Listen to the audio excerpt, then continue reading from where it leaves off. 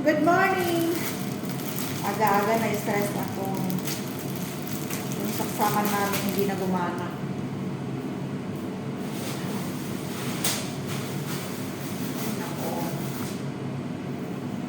Ay, nako. Ayos, guys. Kanina pa to, lumamig na siya. Kanina na siya crunchy. Pero crunchy pa rin siya. Ito yung ginagawa ko. Routine ko dito sa trabaho. Sandwich maker. Kuya, I need your help, really. Maglagay tayo ng ingredient. Actually, ano na siya, spicy na siya. So, lalagyan ko lang siya ng garlic powder and still black pepper para hindi siya malansang. Okay, and then salt. Maanghang na kasi siya to. Chicken tikka. And ketchup. So, pagsamasamahin ko muna yung ketchup. Okay, kasi maanghang siya. So, imekos-mekos na. Imekos-mekos natin. Maanghang siya, grabe. Grabe ang hang nito. Mas maanghang pa dun sa pula. So, yung kalahati, lalagyan ko ng mayonnaise. Yung kalahati, lalagyan ko ng cream cheese. Cream cheese, cheddar cheese. Para masarap. Ito yung ginagawa ko lagi. Ako ay isang sandwich maker. Haha. Yo. Pero totoo naman. Yan. Hatiin ko ng kalahati. Yan. So, ito. Kailangan isa lang yung kutsara niya para hindi madumi. Yan. So, gagamitin ko mamaya itong mayonnaise. Diba? Ganyan siya. Okay, so, lalagyan ko na lang ng pahit-pahit yung tinapay ng konti. Kasi meron na siyang mayonnaise. Ano? Thank you so much. And then, ito, brown bread ang gagamitin ko. And then, ito yung cream cheese. So, masarap to kasi cheddar yung flavor niya. Ganyan siya. Kung gusto nyo magpaturo, tuturuan ko kayo. Libre pa. Yo. Unahin ko yung spicy kasi yung mga customer ko mahilig si spicy. So, brown bread. Yan. Pag wala pala to, pag sinarado nyo yung tinapay na wala yan, matigas pa rin siya. Hindi ko alam kung ano yung sikreto nito. Sikreto nitong tinapay sa taas. So, alhamdulillah. Yan. So, cover na natin. So, ganyan siya. Para mabilisin ang ginagawa ko. Yan. Lagi ko na siya dyan. Ouch! Dumi na ng damit ko. Yan. Konti lang nilagay ko kasi marami na ako nilagay na cheese. Saban na naman nila. Sister, too much cheese. Yan na siya.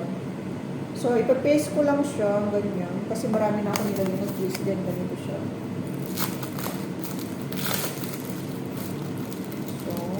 So, mag-ingat kapag tinanggal yung plastic kasi minsan may naiiwan. Bubugin ako ng amo ko. Amira, what's going on? Sleeping?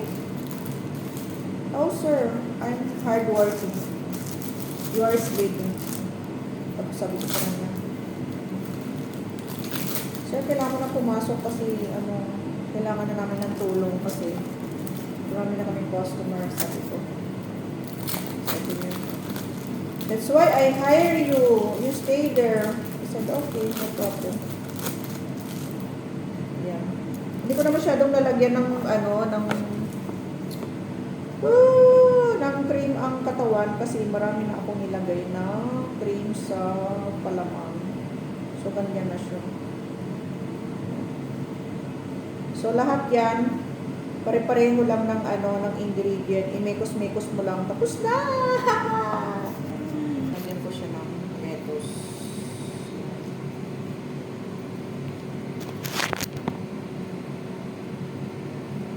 kami naglagay, ang dami. Samantala yung kasama ko, isang hibla lang ng lettuce.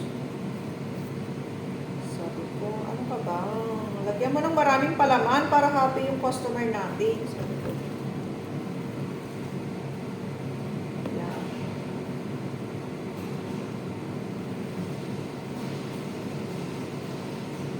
Dami kong lettuce. Yan na siya. Ano lang kasimple.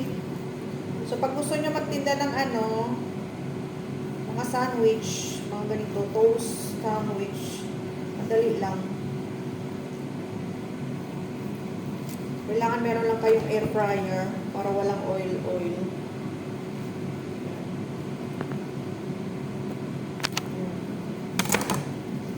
Yan.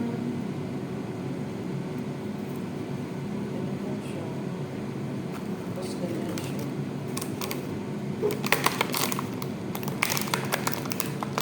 Ang maganda kasi sa brown bread, makapal yung ano niya, hibla niya. Samantalang yung puti, manipis lang. Ito naman, white bread. Yan. So, ganyan ko siya. Kulang siya ng isa. Hindi ko nalaman kung nasaan yung isa. Ito na lang. Wala yung isa. Kinain ng buhaya. Yan. Yan.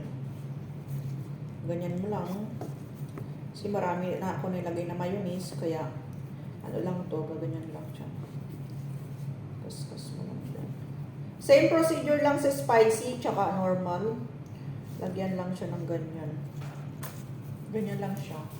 Diretso. Para kumain lang. Yan. Tapos, ganyan siya.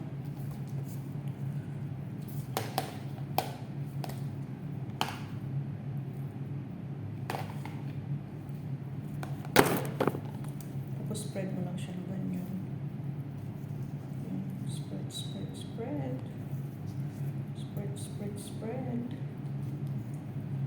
Yung kasing brown, konti lang yung nilalagay ko kasi makapal yung bread niya. Samantalang itong ano, white, manipis lang yung kanyang bread. So, pwede ko pa siyang lagyan ng maraming palaman.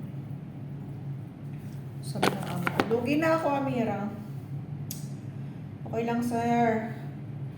We need customer happy. We want customer happy, sabi ko. Sabi niya, okay, bahala ka sa buhay niya. Sabi ko, okay, sir. Ako naman ang gumagawa, hindi naman ikaw. Kasi lagyan ko siya ng lettuce. So, same lang din. Minamadali ko kasi dapat 9:30 nandun na ako sa labas kasi nandun na yung mga ibang staff. So, ganyan siya.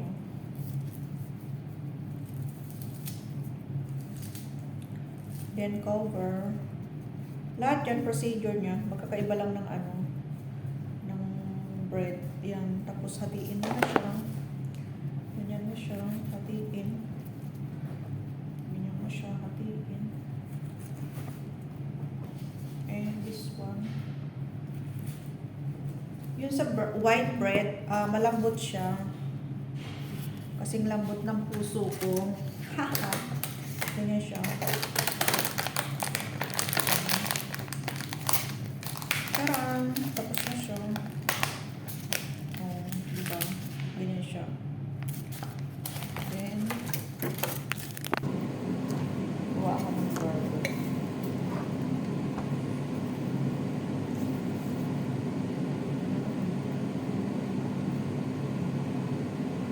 Mas masarap yung gawa kong burger kaysa McDonald's. Kasi, yung bread niya. Minsan yung sa McDonald's mayonnaise lang na ano, mekos lang nila. Ako, nilalagyan ko siya ng cheddar cheese, cream. Okay, and then both, you put cheese. Okay. And this one. Yan. And then then here. Okay, I'm gonna get this one like that. So, this is the special. Too much sauce. You can buy McDonald's, Jollibee. It's very tiny.